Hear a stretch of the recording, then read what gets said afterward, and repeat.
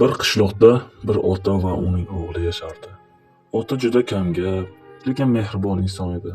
U har kuni tong yorishmasidan turib ishga ketardi. Qishda sovuq, shamol yuzini qattiq urardi. Yozda esa jazirama quyosh ostida terlab ishlardi. Lekin u hech qachon shikoyat qilmasdi. Chunki uning hayotdagi eng katta boyligi o'g'li edi. O'g'li esa hali yosh edi, otasining qanchalik mehnat qilayotganini to'liq tushunmasdi.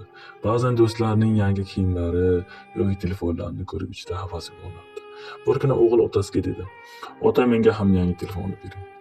Ota o'g'liga mehr bilan qarab: "Bolam, biroz sabr qil, albatta olib beraman" dedi. O'g'li esa xafa bo'lib: "Siz doim shunday deysiz" deb qo'ya qoldi. Ota esa indamadi. Faqat o'g'lining ko'ngli og'riganini ko'rib yuragi siqildi. Oradan bir necha kun o'tdi. Ota odatdagidek ham ko'proq ishlay boshladi. Ertalab juda erta ketar, kechqurun esa charchab qaytardi. O'g'li esa buni oddiy hol deb o'ylardi. Bir kun kechqurun ota uyga qaytayotganda juda holdan toyib yo'l chetiga o'tirib qoldi. Bir ozdan so'ng qo'shnilar uni uyiga olib kirishdi. O'g'il otasini shu ahvolda ko'rib juda qo'rqib ketdi. U otasining yonida o'tirib qoldi. Shunda otasining cho'ntagidan kichkina qog'oz tushib ketdi. O'g'il qog'ozni olib o'qidi. Unda shunday so'zlar yozilgan edi: "Bugun yana ko'proq ishladim, charchadim, lekin mayli, faqat o'g'lim xursand bo'lsa bo'ldi, u mendan xafa bo'lib qolmasin" deb yozilgandi.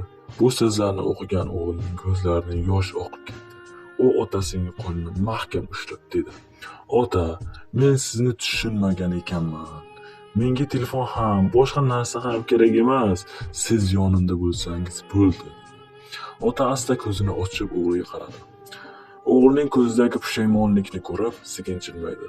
Shu kundan boshlab o'g'il bir narsani chuqur tushundi. Ota ko'pincha sevgisini gap bilan emas, mehnati bilan ko'rsatadi. O'g'il endi har kuni otasiga yordam bera boshladi.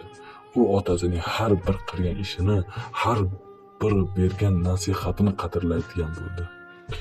Chunki u bir haqiqatni anglagan edi. Ota bor uy eng katta boylik aslida.